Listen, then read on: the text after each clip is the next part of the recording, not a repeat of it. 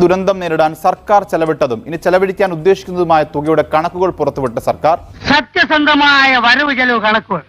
ഒരു മൃതദേഹം സംസ്കരിക്കാൻ 75,000 രൂപ ചെലവഴിച്ചു. റിപ്പോർട്ട് സമർപ്പിക്കുമ്പോൾ ദയവേത് പ്രശ്നമൊന്നും ഉണ്ടാക്കരുത്. സത്യസന്ധമായ വരവ് ചെലവ് കണക്കുകളാണെങ്കിൽ പ്രശ്നം ഉണ്ടാകാനിടയില്ലല്ലോ. ഇത്തരത്തിൽ 359 മൃതദേഹങ്ങൾ സംസ്കരിക്കാൻ 2,76,00,000 ചെലവിട്ടെന്നും സർക്കാർ വ്യക്തമാക്കുന്നു.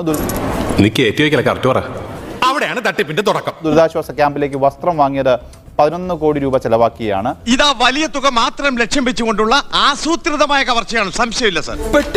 പണം എനിക്കൊന്നും അറിഞ്ഞൂടാ. ദുരിതബാധിതരെക്കാൾ കൂടുതൽ കാശ് ചെലവിട്ടത് വോളണ്ടിയർമാർക്ക് വേണ്ടിയാണെന്നും ഹൈക്കോടതിയിൽ സമർപ്പിച്ച സത്യവാങ്മൂലത്തിൽ സർക്കാർ വ്യക്തമാക്കുന്നുണ്ട്.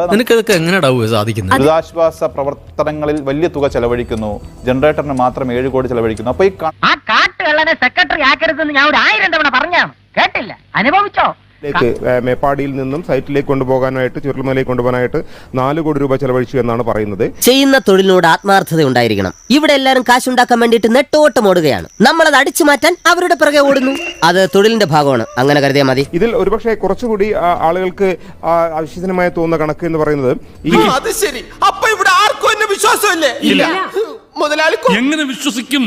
ശരി, എങ്ങനെ വിശ്വസിക്കും? താമസത്തിന് വേണ്ടി മാത്രം 15 കോടി രൂപ ചെലവഴിച്ചു എന്ന് പറയുന്നു.